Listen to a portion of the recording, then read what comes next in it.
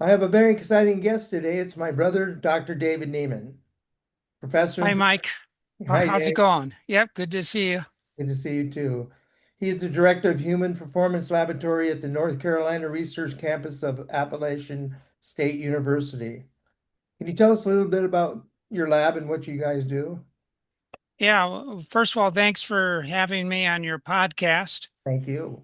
And I thought that I would share just a few slides that I think best represent what I've been doing really for the last 40 or so years. So let me get the share button going.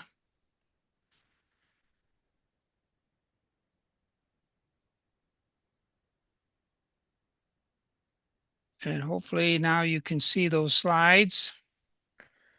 Yes, I can. You're up. Okay, good. So uh, I like to call this topic that I've been researching since the 1980s the compelling link between exercise and our body's defense system. And when I started all of this in the 1980s, hardly anything was known about how the immune system responded to exercise. Exercise can be moderate or it can be very demanding. And at that time, I was running marathons, and I noticed that in myself and in some of the people I ran with, and I even had a marathon class that I was teaching. And I noticed that people were tending to get sick during the week or two after running a marathon. And so I started getting very interested in this topic. But what really helped was that at Loma Linda University, uh, there was a researcher by the name of Sandra Nielsen Cantarella, and she was one of the top immunologists on the West Coast. And she was especially known for her work on organ transplant immunology. And Mike, you may remember back in 1984, um, this actually made the cover of Time magazine. This is Dr. Bailey working with Sandra, and they transplanted the heart of a baboon Wow. into this baby who had a heart that wasn't working. Um, and to take an animal's heart and transplant it in a human, you must have an immunologist that can help control the immune response so the organ will not get rejected. And Sandra did all of that work. Now, this was the first attempt in putting a baboon heart in an actual human baby. The baby lived a few weeks and passed away, unfortunately. But um, at the time all of this happened, I had just met her. And I walked into her office and told her that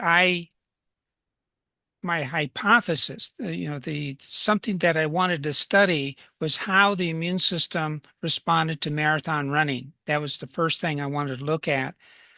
And I told her my belief was is that the stress of running a marathon was more than the immune system could handle, and that there would be dysfunction afterwards and some illness. And she immediately grasped onto that concept. She was a firm believer that any kind of stress, mental stress, physical stress, would impair the immune system. And so we joined forces, and we published many, many papers together. We are considered the pioneers in this area of exercise immunology. Mhm. And we started in 1983, and now 40 years plus later, I've been able to draw some basic conclusions that I'd like to share in your podcast here. Okay. So basically, most people in the United States are sedentary. That's this side of the continuum of exercise and stress. Some people will engage in moderate activity, like walking 30, 45 minutes most days of the week. And then there's a small percentage of people that kind of overdo it and run marathons and ultra marathons. So what we showed is that the immune system responded such that moderate activity, the up arrow means the immune system responds in a good way. But when you do either a marathon or ultra marathon overload, you can get a down arrow, which means the immune system is not working very well. We Mm. did many, many studies looking at that, and then also showed that people who walked on most days of the week cut their risk of illness almost in half, whereas people who ran marathons experienced an elevated risk during the week or two afterwards. Is that long-term risk?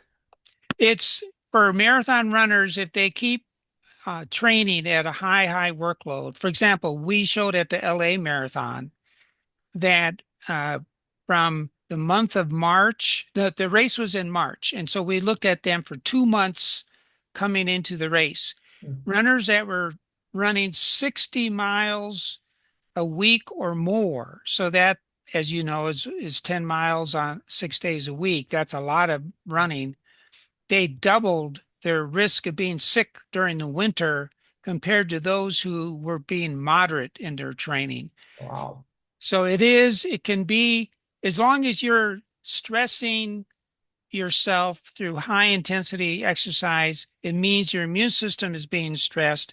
And as we concluded in this review paper, the immune system is very responsive to the level of exercise you're putting it through. It reflects the degree of stress. If you're walking, the immune system responds in a good way. If you're running ultra marathons, then it's too much. Yeah. And so uh, we showed through a whole series of studies and papers all of that to be true.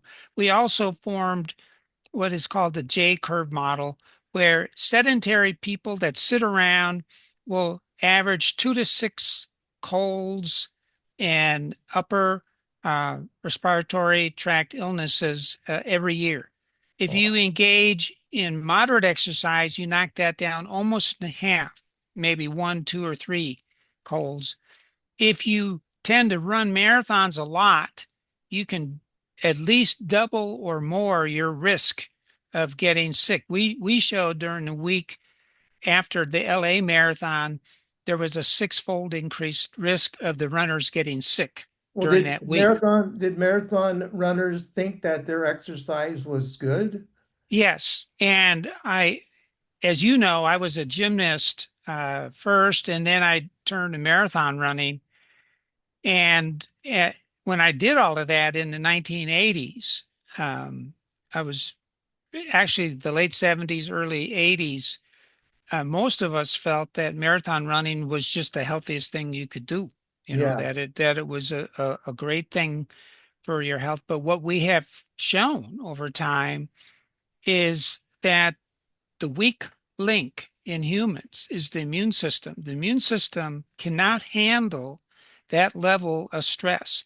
You see this guy right here. Yes. This is one of my subjects. After he ran 100 miles from through the Sierra Nevadas, this is the 100-mile Western States Endurance Run. Wow. And this guy has run that race.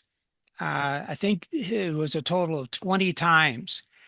And most of the runners after the race, they really are prostrated. It takes them 24, 27 hours to run the race. We spent 5 summers studying those guys, and they tended to during the summer, 1 out of 4 of them got sick during the summer. And we showed that they were very inflamed with dysfunctional immunity. We personally feel that ultramarathon running is too much for the human immune system, and that over time this may hurt the runner. In fact, the medical board at the 100-mile Western States Endurance Run, they called me and invited me to research their runners because a relatively high number of the repeat runners were getting cancer. And they were afraid that sponsoring this race was enhancing the risk for cancer. We haven't been able to answer that question completely, but we do feel the immune system is under extreme stress. But the good news, and here are two subjects walking. In this randomized study, we showed that if you walk 30, 45 minutes most days of the week, you'll knock your risk of illness in half. Wow. And then what a lot of runners said to me is, okay, you're saying that heavy training kind of hurts the immune system, and the immune system reflects the stress. Is there something we can do with the diet to help the immune system get through it? So what we started doing is a series of studies at the North Carolina Research Campus. And here we have subjects in the lab. These are cyclists, but we have triathletes, runners, and we have them at race pace for 2 to 3 hours while we're monitoring their workload, their oxygen consumption. We look at many parts of the immune system. And what we showed in a whole series of studies is that if these athletes exercise with some type of carbohydrate, that can be a sports drink or fruit juice, it kept their blood sugar up, their performance was improved, their stress hormone response was decreased, and very importantly, the immune system was less inflamed. 40% reduction. Basically, what all of those studies showed is that humans really shouldn't exercise that long at that intensity and try to avoid carbohydrates. You need to have carbohydrates. You should be eating dates and bananas and drinking fruit juice and sports drinks. Humans weren't meant to do that without carbohydrate. At the same time, we became very interested in what are called polyphenols. Polyphenols are all the bright colors in fruits. It's the purple and blue in blueberries. It's the red in peppers. It's the orange in peaches. So these bright colors are called polyphenols. And here's one of the ones that I studied a lot. I was sponsored by the Department of Defense for 2 years to look at quercetin. And polyphenols are very complex. And what happens is they go to the human gut, and then the bacteria in the gut break them down into beneficial metabolites that go back into the body and help the immune system cope with stress. And we did a whole series of studies with mangoes, blueberries, bananas. We even looked at almonds and showed that the polyphenols in these plant foods helped the immune system get through stress better. Got it. And so, in general, we're telling athletes that plant foods support athletic endeavor better than sugar water. And instead of drinking something like a sports drink, it'd be better to use fruit and fruit juices. They're basically wearing out their body. Well, you know, we've all heard that, everything should be done in some level of Or moderation. And we we kept thinking that a whole bunch of exercise was going to be a good thing, but especially when the exercise is high intensity, is unrelenting, like in marathon running or ultra marathon running, long endurance cycling, the immune system does not respond well to that. And I actually think we should stop sponsoring these very long endurance events. It's not good for the immune system. that was a big discovery, I bet. Really shocked the sports Yeah. world. Yes. No, this has been going on since the 1980s, Wow. and we've published now over 400 papers on all of this. And we've helped advance the science, helping humans to better understand the optimal amount of exercise. And if you dare to go to the high end of exercise, then you better have the proper diet support. Now, someone was asking me earlier, they were wondering whether or not how do you guys pick what kind of grants you get? I mean, do you go So after them or do they come to you? it's both. Like I was funded by the Department of Defense, but I had to write grants over a 2-year period and compete and got 1.2 million to look at quercetin and that polyphenol. So I compete. I have currently a $3 million NIH grant that we competed for that one for a 5-year period. So these grants are very difficult to get, but then as you publish, then you have companies coming to you and then they fund research in the lab. That's interesting. I have a couple questions here from people that live in St. Helena. One of them is a good friend of mine, Don Thomas, and he read one of your earlier books on sports medicine, and he really enjoyed it. And he was wondering how many books you have published, and are you still writing? Yeah, I'm still writing books and I didn't know you were going to ask that question, but up here is are all the books that I've Wow. written and Not I've counting written all the papers you write, right? You do a lot y- of. yeah, so I've averaged a paper every month for the last 30 years and then on top of that I've written these books. I have 7 different books and most of them I have either right around 7 editions of most of my books. Now, another question someone had is, do you think artificial intelligence will change the way you guys do research in your lab? Well, it's already helping. So when you become an expert in a certain research area, you go to conferences, you meet people, you get to know what others are doing, you study the literature, you read papers. And what artificial intelligence helps you do is there's just a mass of data out there. And you can Correct. ask AI a question, a very detailed question, and then it'll summarize what is currently known just in a flash. So it'll help you with a lot of time. Oh, it Space. does. I mean, in the old days, I would go to the library and stay in there for hours and hours, going through all of the stacks, and then I'd find an article and copy it and put it in a file. Those days are over. I haven't been in a library in years. You can just get all of this electronically now, and then AI just makes it all easier, quicker. But Mike, you still have to understand all of the basics and what is of high importance and high novelty versus maybe a little bit of misinformation or of low importance. So it takes still a lot of experience to weigh the artificial intelligence messages. Some of them I have found to be off base somewhat, Okay. but in general, it gives you a pretty good idea of what's out there. And also writing these books and all your research and everything you've done is taking you all over the world, speaking to other nations about things. Can you share with us a little bit about that?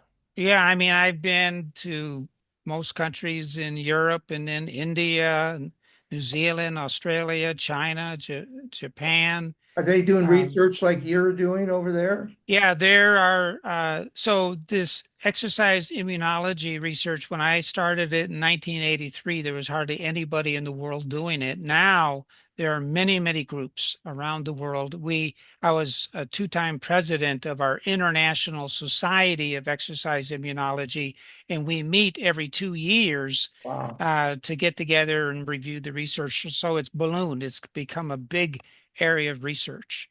Now you're on the verge of almost retiring. I guess it's a big job transferring grants over to the new directors. That's a lot of paperwork. Yep, yep. And I'm going through that this summer, and I'm very much hoping by the end of this summer to be retired, but I'm going to be a consultant on these grants and still consult with companies, but I can do that a lot easier than trying to work full time. So I'll be retired like you, Mike, Yes. hopefully by the end of this summer. Well, thank you, Dr. Nieman. Thank you for spending this time with us. And let's do it again maybe in the future Yeah, for sure. Anytime. because you have all that information I could share with people. Yep, I have a lot to say. Also, we've done a lot of research on weight loss, so we could look into that. All right, Dave, tell your beautiful wife, Kathy, I said hi. And Yeah, I love for you. sure. Same You've to Jody. Yeah, love you too, been a Mike. great brother. Yeah, Bye-bye. thanks for doing the podcast. Thank you. Bye-bye.